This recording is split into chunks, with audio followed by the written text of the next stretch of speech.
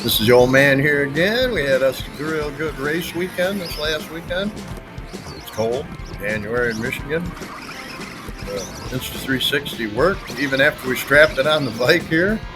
That's what we're doing here. That was somebody saw a video, had an idea. Help me, Johnny. You can really see the front shake with that. It's something more operator to pay attention to, but we'll get to actual racing footage. Mostly I'm looking at suspension always. Whatever will settle them down, make them more predictable, easier to keep upright. Tricks to driving.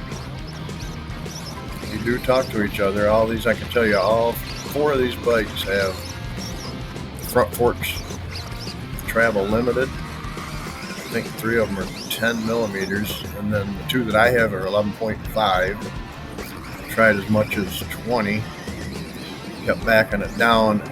Had lowered the bike as much as 6 millimeters total. Well, two of them that I'm working with inside. In the indoor track, we've let some tent scalers run on it. We tested it to make sure the jump angles are right. So it's packed down. There's no groove.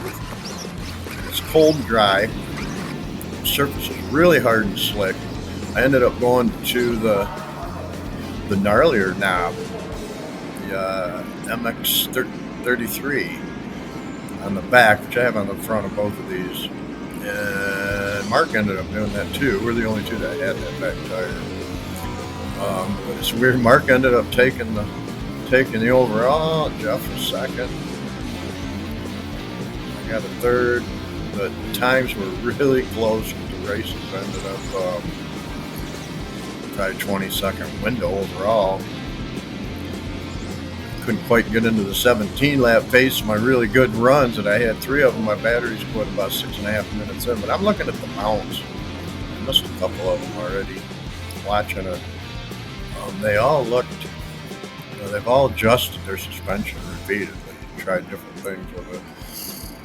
Sometimes you do something that doesn't work, take it back. Take it back to where it was. No big deal. And not really buying anything special. You don't have to. Change your oil, your spring tension. Close one. Another close one. Yeah, buddy.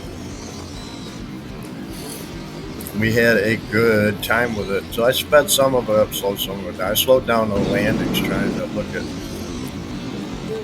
a little bit of bounce on that one there. There's a couple of these, just try to remember them as I go along with it.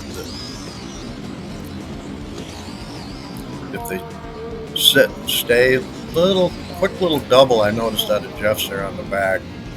Could be shock oil, could be maybe a millimeter too much on the preload on the back. And again, my bikes are the only two that are lowered in the back a little bit. That's how I got the bike to come down. Shortening the front forks doesn't really lower the bike that much. You take the 10 millimeter, keeps the piston out of the air at the front. They do function a lot better. Keeps them stable on the front. You'll see some front landings in here too in this video. And they roll through it. There's one where it went upside down. I don't remember if I kept that one or not. It was a complete compression. And then you hit a hole. That's not good. They'll go over. You'll see some endos in this.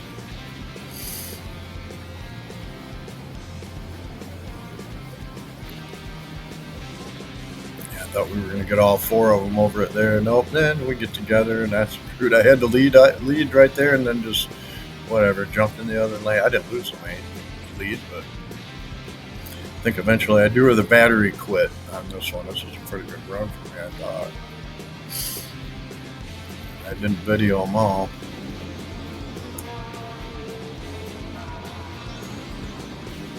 And that jump, rather than change the jump, the angle on that's kicking them pretty high. They're about 8 feet in the air on that big double in the middle.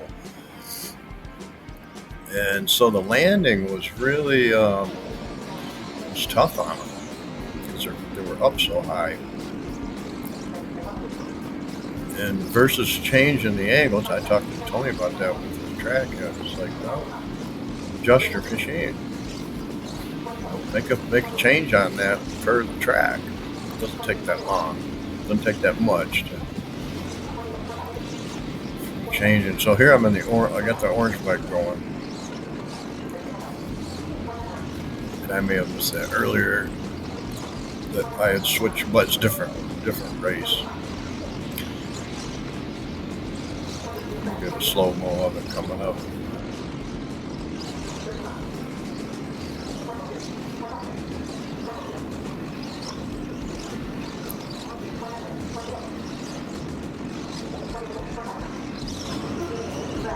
But you can see just from that was a long time. No marshalling. These guys really, that's the key. 17 laps is the cutoff. I didn't quite make it. It's my 3 really good runs. I had bad batteries. That's the way it goes. Only one breakage mark broke the lower plate. That was an endo. Lower plate that holds the rocker system on the back. Probably did a flat landing or something. Not the first time he would have had that set right down. That was one of them. I missed that. It was Jeff's bike too, the white on the back. But his, I noticed a tiny skipper, and that was a front wheel landing by him right there. And it bounced right through it. And he's got the suspension moves, and it's more stable. Another endo. Land that short.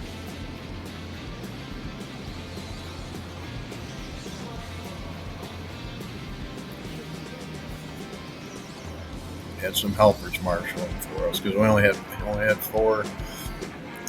Tony didn't feel good; he didn't make it out. A couple other people had to work. What caused that was I floored it. I did it a couple times. Right there, I floored it. So real quick skipper, and it was literally floored, and it flipped it completely on its back. So keep tapping the throttle, and don't be afraid to change things. You can always put them back. You don't have to buy anything special.